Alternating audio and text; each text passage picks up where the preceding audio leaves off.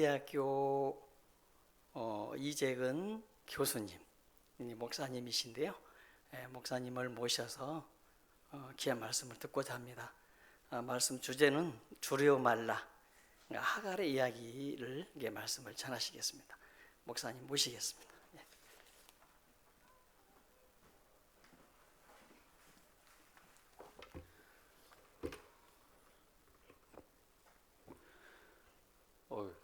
많으시네요. 수요일인데 이렇게 많이 오시는 거 오랜만입니다. 여러분 반갑습니다. 저는 이재근이라고 합니다. 말씀하신 대로 이제 광신대학교에서 가르치고 있는데 버스 타고 갈아타고 왔습니다. 저희 학생도 있어요. 최근에 등록했다는 얘기를 어제 저희가 개강을 했거든요. 개강 첫 수업에 들어왔는데 지난주 지지는 몇 주 전에 이제 등록을 해가지고 지금 교육받고 있다고 그러면서 이제 제가 온다는 얘기를 들었습니다. 김영희 목사님하고는 제가 이미 좀 잘 알고 있고요. 서울이나 또 여러 수도권 또 여러 지역에서 여러 이제 세미나들이 있을 때 제가 특강하면 설교 목사님이 하시고 이렇게 만난 적도 여러 번 있고, 또 호남노회에 또 계셔가지고 제가 호남노회 또 방문할 때마다 만나고 해서 좋은 교제를 나누고 있는데, 교회에 온 건 처음입니다. 교회가 여기 있는 것도 제가 처음 봤고요. 어쨌든 이제 불러주셔서 감사드리고, 제가 원래 온 이유가 원래는 전도사님들이 다 하시는데 지금 다 공부하러 갔다는 얘기 들어가지고 구멍난 거 떼우러 왔다는 얘기도 들었어요. 어쨌든 한번 떼어 보겠습니다. 오늘 말씀은 하갈 이야기입니다. 창세기 21장 8절에서 21절 말씀인데, 본문 안 읽었죠 우리? 본문 읽겠습니다. 창세기 21장입니다.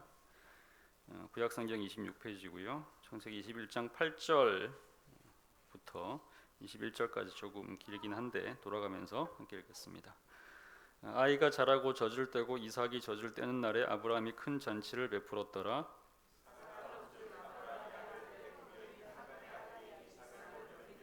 그가 아브라함에게 이르되 이 여종과 그 아들을 내쫓으라. 이 종의 아들은 내 아들 이삭과 함께 기업을 얻지 못하리라 하므로,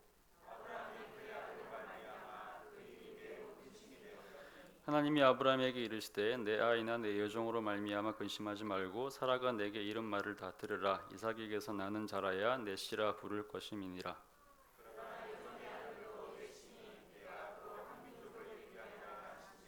아브라함이 아침에 일찍이 일어나 떡과 물 한 가죽 부대를 가져다가 하갈의 어깨에 메워주고 그 아이를 데리고 가게 하니, 하갈이 나가서 브엘세바 광야에서 방황하더니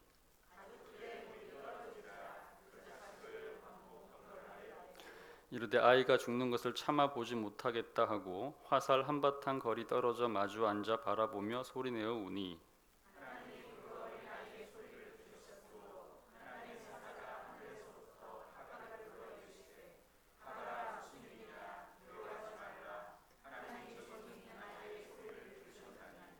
일어나 아이를 일으켜 내 손으로 붙들라. 내가 큰 민족을 이루게 하리라 하시니라.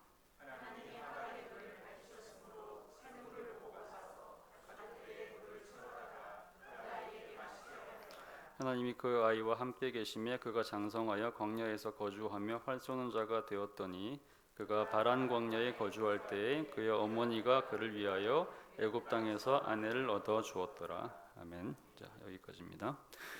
자, 여러분은 이제 지금 읽은 얘기가 하갈 이야기인데, 구약성경 창세기 여기에 나오는 하갈 이야기를 아마 잘 알고 계실 겁니다. 자, 아브라함이 믿음의 조상인데, 믿음의 조상 아브라함한테 아내가 몇 명 있었는지 혹시 아시나요? 뭐 몇 명이에요? 네? 3명이에요? 누구예요? 네. 목사님이세요? 시험 공부하시나? 거의 모르는 일인데, 두 사람 이름은 아마 잘 아실 겁니다. 정실이죠. 그러니까 소위 이제 본부인이라고 할 수 있는 나중에 사라 이름이 바뀌고요. 그리고 오늘 우리가 이제 읽은 본문에 나오는 이제 하갈이 있습니다. 이제 한글 성경 창세기 16장부터 이제 나오는데, 16장 3절에는 첩이라고 번역이 되어 있어요. 근데 히브리어 원어나 영어 성경에는 그냥 첩이라고 나오지는 않고 그냥 와이프라고 이렇게 되어 있습니다. 그런데 한글 성경은 이제 내용에 맞게 의역을 한 거죠. 맥락에 맞게. 어쨌든 아브라함의 첫 아들이 이제 첫 아들이 낳은 이스마엘이라는 거 여러분 알고 계시고, 또 둘째 아들이 이제 실제 장자권을 가진 이제 진짜 이제 그 혈통을 계승하는 인물이 사라의 아들인 이제 이삭입니다. 자, 교회에 뭐 오래 다니시거나 뭐 성경 조금 읽어보신 분들 대부분은 아마 이 정도까지는 거의 다 이제 알고 있는 거죠. 근데 말씀하신 것처럼 아내가 한 사람 더 있습니다. 이제 그 아내는 이제 이야기처럼 내러티브처럼 나오지는 않고 조금 이제 지나고 나면 창세기 25장에 보면 족보가 나오거든요. 근데 족보에 보면 그드라라고 하는 이제 세 번째 아내를 맞이한다는 얘기가 나오는데, 그 분을 통해서 시므란, 욕산, 무단, 미디안, 뭐 이스박, 수아 이렇게 6명의 아들을 낳으니까 처음에 이제 아이들이 없었던 거에 비하면 굉장히 이제 많은 자녀들을 낳게 되죠. 그리고 이 사람들이 이제 나중에 가나안 땅에 정착을 해서 이삭이 좀 더 이렇게 바다 쪽에, 우리가 알고 있는 그 이스라엘이죠, 팔레스타인 쪽에 있으면 동방에 거주하는, 오늘날 아랍 지역에 거주하는 그런 사람들이 됩니다. 자, 오늘은 이 중에서 이제 하갈에 대한 얘기를 하려고 합니다. 하갈에 대해서 우리가 좀 아는 것 같지만 사실은 잘 모르고요. 잘 모르는데 이제 실제로 모르는 이유는 뭐냐면 성경 자체가 하갈에 대해서 별로 많은 이야기를 하지 않기 때문에 그렇습니다. 자, 성경은 이제 모든 이야기를 다 하는 책은 아니죠. 성경은 이제 아무래도 이제 특별히 이제 집중된 어떤 선택된 사람들에 대한 얘기를 하고 있어서, 특별히 다윗이라는 인물, 그리고 나중에 다윗을 통해서 예수님이 나오게 되기 때문에 아무래도 이제 예수님과 연결되는 다윗 중심의 얘기를 할 수밖에 없습니다. 그러다 보니까 자연스럽게 소위 이제 정통 이스라엘 사람들, 유대인들에 이제 집중을 할 수밖에 없고, 그래서 이제 아무래도 이제 이삭과 그 후손 이야기가 중심일 수밖에 없습니다. 그러다 보니까 하갈과 이스마엘에 대해서는 우리가 별로 알기가 어렵죠. 아무래도 이제 이야기가 많지가 않은 거니까. 자, 실제로 그렇기 때문에 성경에서 하갈에 대해서 이야기하는 성경 부문은 딱 두 군데밖에 없습니다. 자, 오늘 우리가 읽은 창세기 21장이고요. 근데 창세기 21장은 말하자면 하갈과 이스마엘 이야기의 후반부에 해당하는 겁니다. 그러니까 전편과 이제 후편이 있으면 이제 하편에 해당하는 그런 내용이라고 할 수 있겠죠. 그리고 이제 그 이전 이야기가 16장에 나오는데 사실은 우리가 다 읽어보면 좋지만 그럴 시간은 없으니까 그냥 제가 설명을 하겠습니다. 자, 우리가 이제 이 하갈에 대해서 기억하는 것은 크게 이제 두 가지입니다. 근데 일반적으로 그 기억이 별로 그렇게 좋은 기억은 아닙니다. 이미지가 그렇다는 얘기죠. 이제 대체 좀 부정적일 수밖에 없죠. 왜냐하면 이제 하나는 일단 이제 하갈이 이제 사례의 이제 종이었는데 이집트 사람이죠. 그리고 이제 나중에 아브라함이 첩이 되었다, 뭐 이런 거죠. 그러니까 유대인인데 이제 유대인 사라 밑에 이제 이방인 이제 종으로 들어와 있었고, 그 여자는 나중에 이제 첩이 됐다 말은 이제 그런 종류의 소위 이제 정통과 이제 또 다른 계보 이런 거에 대한 우리의 이미지가 별로 좋지는 않죠. 그러니까 좀 부정적일 수밖에 없죠. 그다음에 또 한 가지는 이제 하갈에서 태어나는 자녀 때문에 우리의 이미지가 또 별로 좋지가 않습니다. 왜냐하면 그 아들이 이제 이스라엘인데 오늘날 이스라엘 동쪽 지방 동방 지역에 사는 사람들의 시조인데, 이 사람들 중에 대부분의 사람들이 오늘날 아랍인으로 이제 통합이 돼 있죠. 그리고 그 사람들이 대부분 다 무슬림입니다. 자, 그러다 보니까 구약 성경 내에서도 동방에 있는 민족들이 대체로 선민이라고 할 수 있는 이스라엘 백성들과 좋지 않은 관계를 형성을 했고, 우상 숭배를 하는 사람들이었고, 침략하거나 이스라엘 사람들을 괴롭히는 사람으로 나오기 때문에 우리가 내내 일반적으로 이제 정치적으로나 민족적으로나 종교적으로 별로 좋은 이미지를 갖고 있지 않습니다. 더군다나 이제 예수님이 오시고 난 이후의 교회사 역사 속에서는 이 아랍인들이 이제 나중에 결국에는 이제 기독교인들이 살았던 지역을 정복을 해서 무슬림의 땅으로 다 만들어 버립니다. 그러고 나서 그 이후에 내내 기독교와 무슬림이 막 치고받고 싸우고, 지금도 별로 좋은 관계는 아니고 뭐 그러다 보니까 자연스럽게 이제 기독교인들은 하갈과 이스마엘에 대해서 별로 이렇게 좋지 않은 이미지를 갖고 있거나, 또 경우에 따라서는 좀 적대적으로 인식하는 그런 경우들이 많이 있죠. 그래서 사실 이제 그런 점에서 본다면 우리가 그런 이미지로만 이제 갖고 있다고 하면 사실상 하갈이나 이스라엘에 대해서 별로 할 말이 없는데, 근데 우리가 오늘 읽은 이 21장과 16장 본문에는 사실상 우리가 생각하는 것과는 굉장히 다른 이미지들이 나옵니다. 그 무슨 얘기냐면, 우리는 사실 금방 얘기했던 것처럼 하갈과 이스마엘에 대한 이미지가 부정적이란 말이죠. 그리고 그냥 흘낏 지나가 버리거나 무심하게 지나쳐 버리거나, 왜냐하면 우리가 뭐 중요하게 생각하는 사람들이 아닌 거니까, 하나님의 구속 역사의 중요한 일부가 아니기 때문에 무시하거나 심지어는 적대적인 반응을 보이는 그런 사람들도 있죠.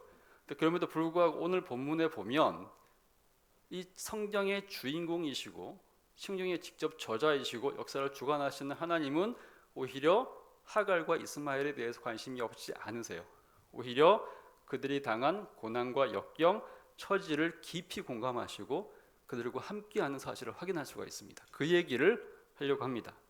자, 일단 일어난 사건 자체는 우리가 알고 있는 그대로인데 성경 기록이 하갈과 이스마엘을 대하는 태도가 사뭇 다르다는 얘기를 했습니다. 16장입니다. 자, 사레가 아들을 낳지 못하자 자기 하녀인 이집트 여자 하갈을 남편 아들 아브라함에게 이제 들여보냅니다. 여러분들이 잘 아시는 얘기들입니다. 하갈이 아브라함의 아이를 임신하자 하갈의 이제는 주인이었던 사레를 멸시하기 시작합니다. 이제 일부 다처제의 문제가 이런 거죠. 항상 이렇게 자녀 문제를 가지고 권력 다툼이 일어나게 된단 말이죠. 그러자 분노한 사레가 아브라함한테 이 상황을 얘기를 하면서 일종의 고자질을 하는 거죠. 그리고는 하갈을 막 가혹하게 대합니다. 자, 한글 성경은 이것을 이제 학대했다고 얘기를 합니다. 학대했다고 하는 아주 분명한 단어를 사용하고 있어요. 근데 아브라함도 이 상황을 아는데 사레의 눈치를 이제 심지어는 이제 자기 아내를 이제 아이를 임신한 상태인데도 불구하고 이제 이 주인 사레의 원 부인인 사레의 눈치를 보느라 노심초사하면서 그냥 사레한테 그냥 하갈을 마음대로 처분하라라고 이제 맡깁니다. 결국 계속해서 학대를 하니까 학대를 견디다 못한 이제 이 하갈이 도망을 가죠. 자, 아브라함이 사는 곳이 여러분 어딘지 잘 아십니다. 뭐 당시도 마찬가지고 지금도 마찬가지고 이들이 사는 곳은 아름답고 녹음이 풍성하고 먹을 것이 풍성하게 자라는 지역이 아닙니다. 온통 사막과 광야뿐이었죠.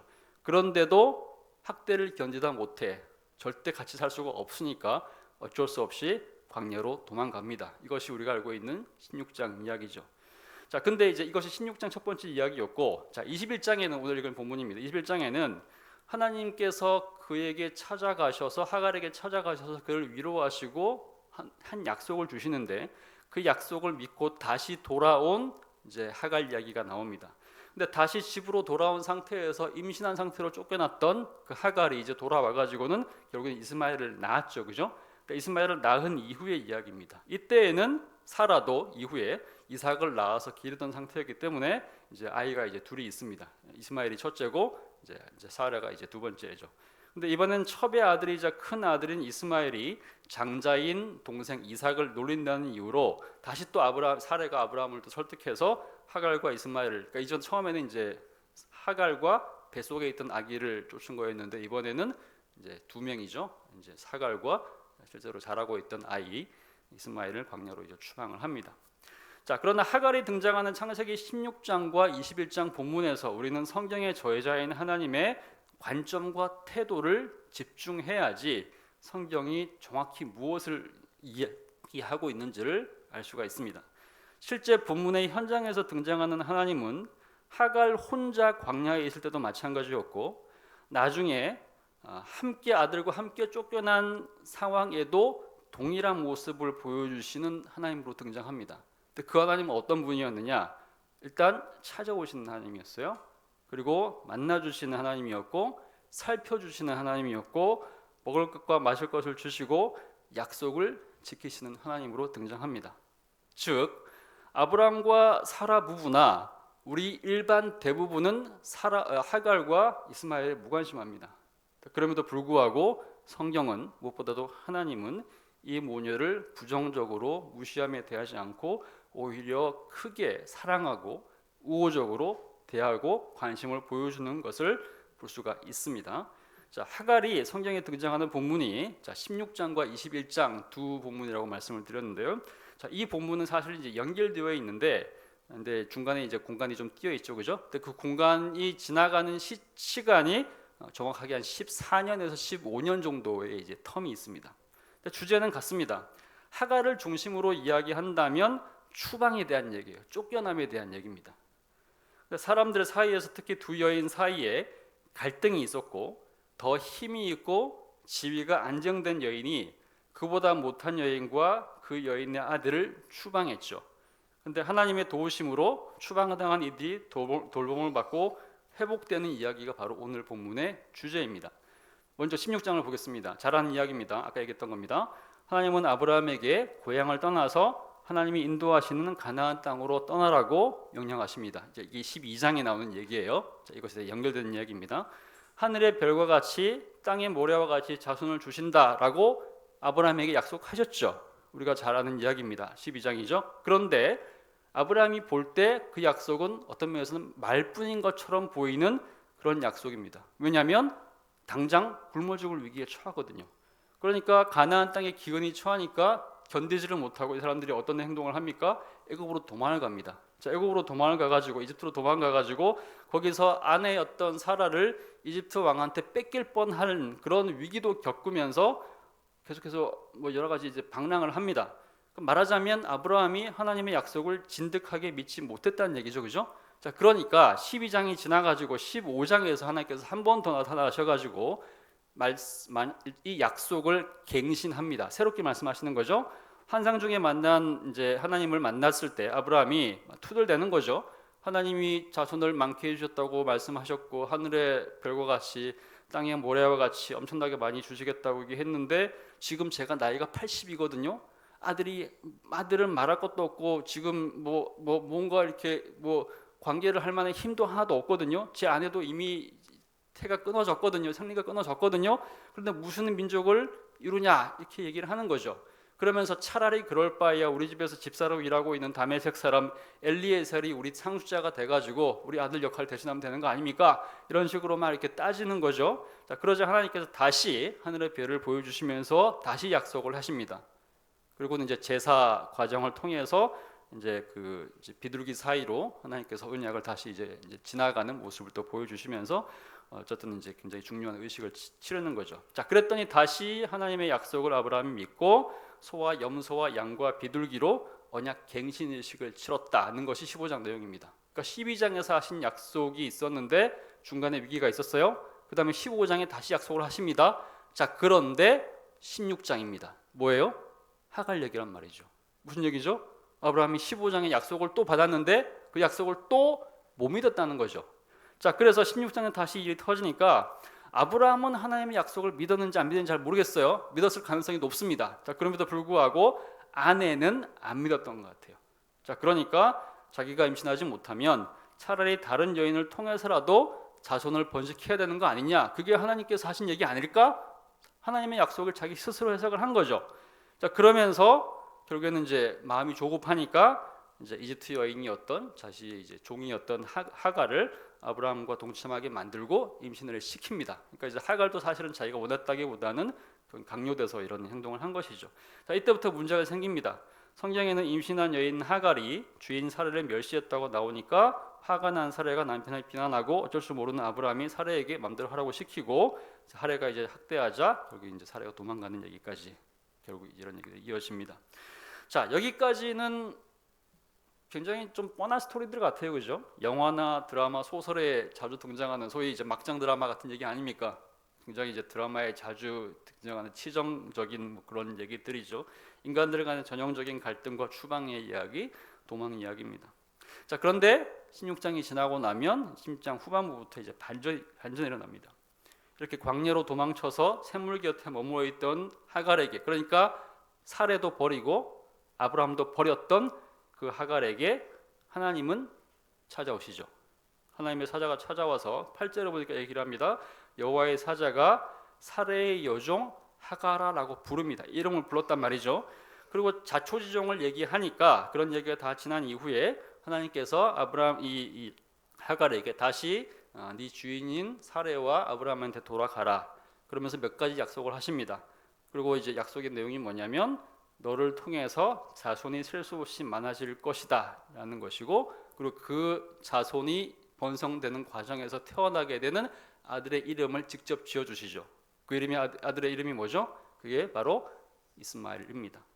자, 이 두 장면이 짧거든요. 16장 후반부에 나오는데 길지 않습니다. 서너 절 정도의 아주 짧게 그냥 내용이 나오고 있는데, 근데 이 두 짧은 구절이 굉장히 아주 의미가 있는 그런 장면들입니다. 왜 그러느냐? 하나는요, 하나님이 하갈에게 약속을 하시거든요. 그죠? 그 약속을 하시는데 그 약속이 누구 약속이랑 비슷해요? 하나님이 하갈에 했던 그 약속이 누구한테 했던 약속이랑 비슷해요? 아브라함에게 했던 약속이랑 거의 비슷합니다. 약속의 내용도 비슷하고 형식도 비슷하다는 거죠. 하나님께서 아브라함에게 12장에서 하늘의 별과 같이 바다의 모래 같이 많은 자손을 주셔서 셀 수 없을 만큼 많게 했다고 약속을 하셨죠. 그죠? 우리가 모두 알다시피 아브라함은 고대 이스라엘의 조상들 가운데서 가장 높은 존재이고 첫 번째 존재이고 우리가 히브리서에서 보는 믿음의 조상들의 가장 앞에 등장하는 사람이고 결국에는 이제 예수 그리스도까지 연결되는 모든 계보의 일종의 시조가 되는 그런 인물입니다. 근데 그렇게 어마어마한 믿음의 조상인 아브라함에게 하셨던 것과 똑같은 형식의 약속을 하나님께서 하갈에게 하셨다는 얘기예요. 가부장이자 권력자이자 남성인 아브라함과 동급의 똑같은 약속을 여성이자 남편과 주인에게 버림받아서 오갈 데 없는 죽기 직전의 임신부 그것도 하녀 출신의 이방인 여인에게 하나님께서 하셨어요. 근데 그 내용이 아브라함에게 했던 약속과 똑같습니다. 하나님께서 어떻게 보신다는 얘기죠? 아브라함과 하갈을 동등하게 보신다는 얘기가 되는 겁니다. 자, 또 한 가지는요. 이 장면이 성경의 그 수태고지라고 하는 장면이 있습니다. 수태고지 혹시 알고 계세요? 수태고지가 뭐죠? 수태고지 뭐죠? 그렇죠, 그렇죠. 예, 뭐 문자 그대로입니다. 수태를 고지하는 거죠. 아이를 낳을 거다 알려주는 겁니다. 그러니까 수태할 것을 고지한다는 얘기인데 임신과 출산을 미리 알려준다 이런 얘기죠. 자, 근데 성경에 수태고지 장면이 몇 군데 나옵니다. 혹시 알고 계십니까? 수태고지로 태어난 사람들의 명단. 뭐 그렇죠. 마리아와 예수님 하나 당연히. 그 다음에 그렇죠. 세례 요한과 그의 이제 아버지 사가랴와 엘리사벳 맞아요. 둘. 사무엘은 아니에요. 사무엘은 아이 바치고 뭐 이런 얘기죠. 또 누가 있을까요? 우리 구두라를 알았던 어마어마하신 분이. 그렇죠. 삼손이 태어난다는 얘기를 그 아버지 이제 한테 합니다. 그게 이제 삼손의 아들 아버지 얘기하는 거죠. 마노아 그의 아내 얘기를 하죠. 여기까지는 성경을 정말 많이 읽으신 분들은 이제 많이 아실 겁니다. 근데 한 명 더 있어요. 이거를 알면 신학교로 와야 되는데 제가 받아들일 수 있습니다. 네. 누가 있을까요? 네.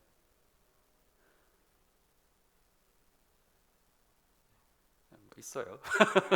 요시아입니다. 요시아. 이건 나중에 찾아보세요. 나중에 열왕기상 보면 13장 1절에서 2절에 말하자면 이제 이스라엘의 역대 왕들이 하나님을 배신하고 우상 숭배를 쭉 하잖아요, 그죠? 근데 그거를 뒤집어서 하나님에 대한 그 신실한 섬김을 제사를 다시 회복할 왕의 이름으로 나중에 등장하는 인물이 있습니다. 그게 요시아 왕 얘기예요. 그게 열왕기상 13장 1절에서 2절까지 이제 나옵니다. 어쨌든 이제 나중에 이제 찾아보십시오. 자, 그리고 이제 우리가 오늘 읽은 본문에 누구였습니까? 이스마엘이란 얘기죠. 자, 그러니까 지금까지 나왔던 사람들이 이스마엘을 제외한다면 생각해 보십시오. 지금 삼손, 그다음에 요시야, 그다음에 세례 요한, 예수님 이 네 명이 그 수태고지를 받는 장면으로 성경에 나오거든요. 이 사람들의 공통점이 뭡니까? 뭐냐면 이스라엘의 역사를 바꿀 사람들, 인류 역사를 바꿀 사람들, 하나님의 엄청난 구속의 역사, 구원의 역사에서 중요한 한 자리를 차지할 중요한 인물들이죠. 그죠? 이 사람들은. 그런데 이스마엘까지 포함해서 이 5차례의 수태고지 중에서 태어날 아이의 이름을 하나님 또는 하나님의 천사가 직접 알려주는 경우가 5번 다가 아니에요. 4차례밖에 없습니다. 자, 누구냐면 이스마엘하고 요시아도 이름 알려준다는 얘기 나옵니다. 그 다음에 세례 요한과 요한이라고 이름 지으라 그러죠. 그 다음에 예수라 하라, 예수까지 4명입니다. 부모가 그 아이의 이름을 임의로 지은 것이 아니에요. 4명을 하나님께서 직접 이름을 지어주신단 말이죠. 삼손은 하나님이 지어준 이름이 아닙니다. 부모가 직접 이름을 지어주죠. 그리고 이제 16장 11절에 나오는 것처럼 이스마엘은 이란 이름은 하갈 엄마가 지은 게 아니라 하나님의 천사가 직접 그 이름을 지어준 그런 이름이죠. 자, 그리고 이 네 차례, 다섯 차례 그 네 가지 수태고지 중에서 엄마의 이름이 등장하지 않는 그런 사람들도 있습니다. 예를 들면 삼손의 경우에는 삼손의 아빠 이름이 나옵니다. 마노아 이렇게 나오죠. 근데 마노아의 아내 이렇게 하지 그 사람이 누군지 얘기를 안 해줘요. 그다음에 요시야 같은 경우는 엄마 아빠 이름이 아예 나오지는 않습니다. 아예 그냥 복음을 회복시키는 그런 인물로 등장하는 거죠. 자, 세례 요한의 경우에는 어머니 엘리사벳의 이름이 나오긴 하는데 고지를 누구한테 하냐면 그 엄마 엘리사벳한테 하는 게 아니라 아빠 사가랴한테 합니다. 그러니까 결국에는 엄마에게 고지를 해주면서 동시에 아이의 이름까지 알려주는 경우는 두 차례밖에 없어요.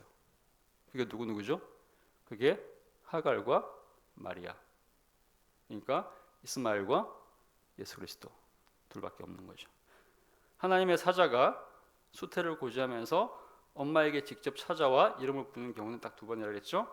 마리아야 이름을 불러주시고 하가라라고 이름을 불러주십니다. 이처럼 성경에서 하갈은 정말 특이하게도 아브람과 마노아와 사가랴와 마리아 같은 우리가 성경에서 그토록 중요하게 생각하는 구원의 역사를 이룬 중요한 인물들과 똑같은 대접을 받는다는 거예요. 자, 이렇게 받은 아들의 이름이 뭐였냐? 그게 바로 이스마엘이었죠. 이스마엘의 뜻이 뭐냐면 이것은 하나님이 지은 것인데 하갈이 지은 것이 아니고 계시받은 이름이죠. 여호와께서 너의 고통을 들으셨다라는 뜻입니다. 이것이 이스마엘의 이름이죠.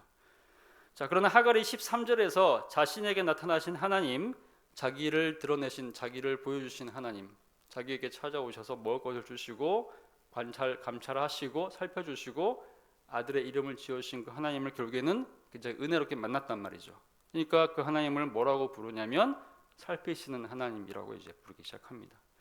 저 멀리 떨어져서 그저 세상을 창조만 하시고 우주를 다스리기만 하시고 너무 거대한 일을 하시느라고 나랑은 별 관계없는 그런 하나님이 아니고 개인적으로 찾아오셔서 관계를 맺는 하나님, 여러분들의 하나님, 세상의 하나님, 우주의 하나님, 천지를 만드신 위대하시고 놀라우신 만유의 하나님, 그런 하나님뿐만 아니라 나에게 찾아오셔서 개인적으로 찾아오시고 나를 바라보시고 지그시 쳐다보시고 살피시는 그 하나님, 나의 하나님을 하갈은 만났습니다. 하나님을 이름으로 알고 만나고 대화하고 개인적인 관계를 맺는 특권을 갖고 있는 사람이 성경에 많지 않습니다. 몇 명이나 있을까요? 아브라함, 야곱, 요셉, 다윗, 모세 정도? 그리고 또 누가 나옵니까? 하갈이 거기에 들어간단 말이죠. 자, 오늘 읽은 21장 8절에서 21절은 자, 두 번째 본문입니다. 하갈이 두 번째 추방당하는 본문입니다. 하나님을 만나서 출산과 자손 번성이라는 약속을 받은 이후에 하갈이 다시 주인의 집으로 이제 돌아옵니다. 그리고 나서 2주 후에 다시 이제 이스마엘을 낳았죠. 자, 그리고는 아마 14년에서 15년 정도가 지난 것 같아요. 자, 아브라함이 100살이 될 때에 본처였던 사라가 아들을 낳습니다. 그 아들의 이름이 이제 우리가 알고 있는 것처럼 이삭입니다. 자, 그리고는 이제 아들을 낳고 나서 이삭이 젖을 뗀 날에 이제 잔치를 벌였다라고 하는 것이 오늘 우리가 읽은 21장 본문인데요. 젖을 언제 뗐는지는 아이마다 다를 것이고 또 요즘처럼 또 이렇게 여러 가지 분유나 또 이런 것들이 발달한 시대랑은 달리 아마 그때는 조금 더 오랫동안 젖을 물리고 있었겠죠. 그러니까 최소한 어쨌든 2년 3년 정도 이제 시간이 지났던 것 같아요. 자, 그러니까 이제 어쨌든 이삭이 이 젖단 것을 기념하는 날이니까 아마도 이 잔칫날에 이스마엘은 14살 또는 15살 정도였던 걸로 아마 파악이 됩니다. 자, 근데 이 잔칫날에 이삭이 태어난 동생 이제 이스마엘이 이삭을 놀리는 장면이 나옵니다. 뭐라고 놀리는지 우리가 몰라요. 자, 그런데 10절에 보면 이스마엘이 이삭을 놀리는 장면을 보고 사라가 또 화를 냅니다. 근데 이제 10절에 나오는 내용에 근거하면 화를 내면서 아브라함한테 한 내용을 보면 단순하게 큰 아이가 작은 아이를 놀렸다는 걸로 화를 내는 게 아니고 뭐라고 얘기하냐면 기업 얘기를 합니다.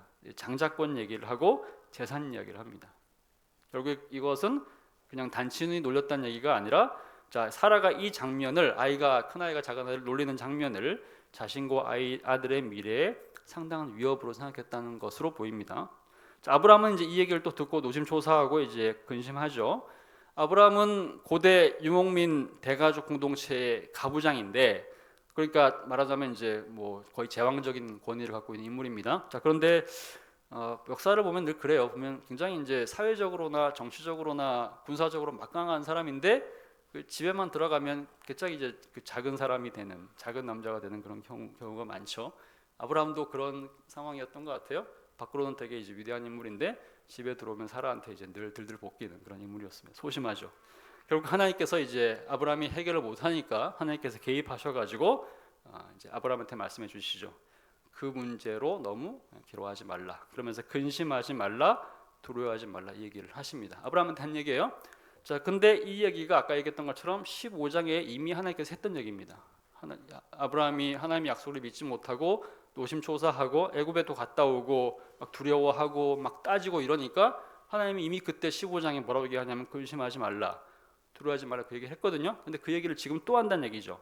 12장에서 약속받은 자손 번성이 안 되는 걸 근심하고 두려워하는 아브라함에게 하나님이 15장에서 약속을 갱신하시면서 근심하지 말라, 두려워하지 말라 이렇게 얘기하시는데 다 이 상황에서 똑같이 얘기를 하는 겁니다. 하나님께서 하갈의 아들이 한 민족을 따로 이룰 것이다 라고 설명을 하자 아브라함은 이 말씀에 의지해서 이제 두 사람을 이제 내보냅니다. 한 민족이 된다는 것은 이 아들이 죽지 않고 생존할 뿐만 아니라 번성한다는 뜻이죠. 그래서 하갈에게 하나님께서 하신 그 약속을 아브라함에게 다시 이제 알려주시는 것이죠. 결국 이렇게 해서 하갈과 아브라함은 이스마엘은 물과 빵 한 가방만 짊어지고 광야로 쫓겨납니다. 이것이 우리가 읽은 오늘 본문의 장면, 두 번째 추방 장면입니다. 자, 임신 중에 한 차례 추방당한 어머니 오이, 그리고 아이가 15년 정도 지난 이후에 다시 추방당합니다. 두 차례의 추방을 당하는데 달라진 것이 있다면 첫 번째 추방에서는 아이가 엄마의 뱃속에 있는 태아였다고 한다면 두 번째 추방에서는 이제 그 아이가 성소년이 되었다는 것이 이제 다를 뿐입니다. 그 이외에는 이제 비슷합니다. 자, 모자가 광야에서 방황합니다.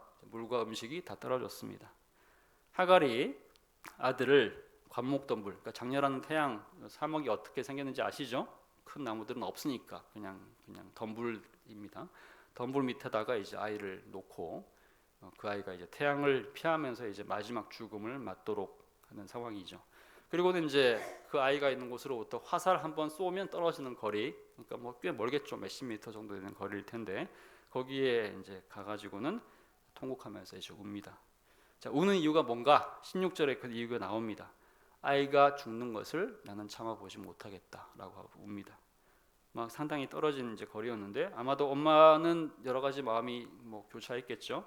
자기가 절망하면서 우는 모습을 아이한테 보여주고 싶지 않은 마음도 있었겠고, 아이나 뭐 스스로나 둘 중 한 사람이 이제 죽어가는 모습을 서로에게 보여주지 않고 싶은 마음도 있었을 것이고, 어쨌든 애써 이제 거리를 둡니다. 그 장면을 멀리서 보고 있던 아이도 같이 울었다라는 얘기가 성경에 나옵니다. 자, 이 장면이 굉장히 그 비극적인 장면 아닙니까? 만약 이 장면을 우리가 영화로 만들면 영화를 보는 모든 사람들이 아마 그냥 그 감정이 이입돼서 같이 눈물을 흘릴 그를 애달픈 장면입니다. 자, 그런데 그때 또 이제 사건 하나가 벌어집니다. 16장에서 반전이 일어났듯이 21장에서도 반전이 일어나죠. 하나님이 그 어미와 우는 아이의 소리를 들었습니다. 하갈이 이전에 광야로 도망갔을 때 개인적으로 만난 그 하나님이 어떤 하나님이었습니까? 하갈에게 그 하나님은 자신의 고통을 들으시는 하나님이셨죠. 우는 소리를 듣고 반응하고 공감하고 살피는 하나님으로 이미 그 하나님은 하갈에게 나타났습니다. 자, 근데 이번에도 마찬가지입니다. 하나님의 사자가 뭐라고 얘기하느냐? 두려워하지 말아라. 이게 누구한테 했던 얘기죠? 역시 아브라함에게 했던 얘기입니다. 두려워하지 말아라. 하나님이 저기서 울고 있는 그 아이의 소리를 들었다. 그러므로 너희는 그 아이와 함께 일어나서 내 손으로 그 아이를 단단하게 붙들고 잘 키워라. 그가 큰 민족을 이루게 될 것이다. 이렇게 얘기를 했습니다. 들으시는 하나님이 또 등장합니다. 하갈과 이스마엘이 개인적으로 만난 그 하나님, 고통당하는 이들의 기도와 통곡과 애통과 신음을 들으시고 응답하시고 반응하시는 바로 그 하나님입니다. 그리고 그 하나님은 약속을 지키시는 하나님입니다. 아이를 살리시고 그 아이를 통해서 큰 민족을 이루겠다는 약속을 지키시고 이루시는 하나님입니다. 자, 하갈의 이야기는 이곳에서 끝납니다. 더 이상 성경에는 하갈 얘기가 안 나옵니다. 그러나 하갈의 이야기는 남의 얘기가 아니죠. 하갈의 이야기는 이 땅의 모든 눈물 흘리는 자들의 이야기입니다. 모든 신음하는 이들의 이야기입니다. 하갈은 이방인이었고 노예였고 쫓겨난 자였고 지분이 없고 기반이 없는 여자였습니다. 남편에게 쫓겨난 과부였고 애비 없는 아이의 엄마였고 억눌리고 또 억울한 자였습니다. 마실 물과 먹을 음식이 없어서 생명을 잃을 위기에 처해 있는 편모 가정의 가장이었습니다. 오늘날 전 세계 곳곳에서 우리 주변에서 전쟁으로 테러로 최근에는 묻지마 범죄로 수많은 교통사고들과 산업재해들과 또 최근에 왔었던 자연재해들로 고통당하는 사람들이 있습니다. 모욕과 순환 속에서 목숨을 잃고 격리되고 죽음을 대면하는 하갈이 곳곳에 있습니다. 그들의 가족이자 자녀로서 똑같은 죽음과 차별과 무관심이 야기한 공포와 두려움 속에서 통곡하는 이스마엘이 곳곳에 있습니다. 죽음보다도 통증보다도 더 무섭고 더 두려운 것은 사람들의 따가운 시선과 외면과 비난의 손가락질일 수도 있습니다. 자신들의 생명과 기득권과 일상과 기반을 침식당할까 봐 두려워서 하갈과 이스마엘을 내쫓은 아브라함과 사라도 있습니다. 두 부류의 사람이 있어요. 그런데 두 부류의 사람들 모두 두려움이 그 행동의 기반입니다. 한편에서는 두려워서 울고 한편에서는 두려워서 통곡하고 한편에서는 두려워서 기도합니다. 그죠? 근데 한편에서는 두려워서 쫓아냅니다. 두려워서 추방하고 두려워서 손가락질하고 비난하고 추방시켰죠. 그러나 하나님은 두려워하는 모든 자에게 똑같이 찾아오십니다. 두려워하는 아브라함과 사라에게도 하나님은 두려워하지 말라라고 하면서 약속하시는 하나님이셨고 두려워해서 울고 고통당하고 눈물 흘리는 그 하갈과 이스마엘에게도 역시 두려워하지 말라라고 말씀하시면서 약속을 지키는 하나님으로 나타나셨습니다. 두려워 말라. 나는 약속을 지키는 하나님이다. 나는 고통에 두려움의 소리를 듣고 돌아보고 살피고 결국 길을 여는 하나님이다. 이렇게 말씀하셨죠. 여러분도 두려움을 가지고 있죠. 두려워하는 자가 우리 인간의 운명입니다. 그렇지 않습니까? 여러분 매사가 확실합니까? 앞이 훤히 보입니까? 힘이 늘 솟습니까? 승승장구합니까? 그렇지 않습니다. 우리 모두는 다 두려워하는 자입니다. 그러나 하갈에게 나타나시던 그 하나님은 들으시는 하나님이고 두려워하는 자와 함께 하시고 그에게 먹을 것을 주시고 지키시고 길을 여는 하나님이십니다. 하나님은 고통 중에 있는 자를 바로 여러분을 돌아보시고 살피고 부르짖는 목소리를 들으시는 분입니다. 그분이 여러분의 주인이십니다. 그분을 붙드시기를 예수님의 이름으로 간절히 기도합니다. 기도하겠습니다. 하나님 아버지 감사를 드립니다. 오늘 하갈에 대해서 함께 공부하고 하나님의 말씀을 나눌 수 있는 시간 주심을 감사를 드립니다. 지극히 작은 자, 아무도 돌아보지 않던 자, 모두가 외면하고 모두에게 기억되지 않은 작은 자가 하갈이었는데 하나님께서는 믿음의 조상인 아브라함과 마찬가지로 하갈을 사랑하시고 그의 음성을 들으시고 그와 함께 하시는 하나님이심을 우리가 알려주심을 감사를 드립니다. 하나님 우리가 세상에서 위대해지고 큰 일을 하고 유명해지고 큰 자가 된다고 해서 하나님이 우리가 늘 함께 하시는 것은 아닌 것으로 압니다. 우리가 연약함으로 작음으로 또 우리가 부족함으로 하나님께서 우리를 더 사랑하시고 우리가 함께 하시는 것을 기억하게 하시고 하나의 한 사람의 하갈로서 하나님의 음성을 듣고 그와 동행하고 약속을 붙드는 저희 될 수 있도록 은혜를 다하여 주옵소서. 예수님의 이름으로 기도합니다. 아멘.